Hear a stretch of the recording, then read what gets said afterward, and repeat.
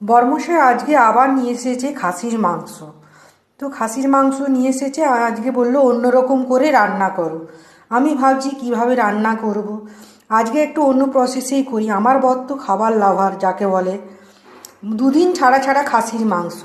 চলো এবার মাংসটাকে ভালো করে ধুয়ে নিচ্ছি, সব কিছু দিয়ে ম্যারিনেট করে নিই।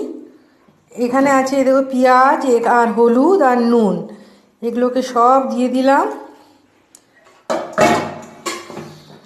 এখানে আছে আদা রসুনের পেস্ট, এটাও দিয়ে দিলাম। আর এখানে দিলাম সরষের তেল, আর দিলাম পরিমাণ মতো লঙ্কার গুঁড়ো।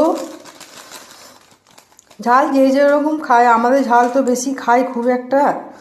আর একটুখানি দেবো, খাসির মাংসে কিন্তু একটু ঘি না দিলে ভালো লাগে না।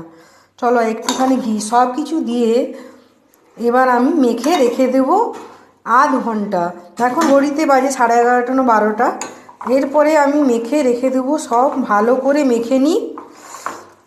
বরমশাই আজকে অন্যরকমভাবে খেতে চেয়েছে যখন, বরের মন রাখতে গেলে তো সত্যি পেটের দিকে আগে দেখতে হবে, তাই না?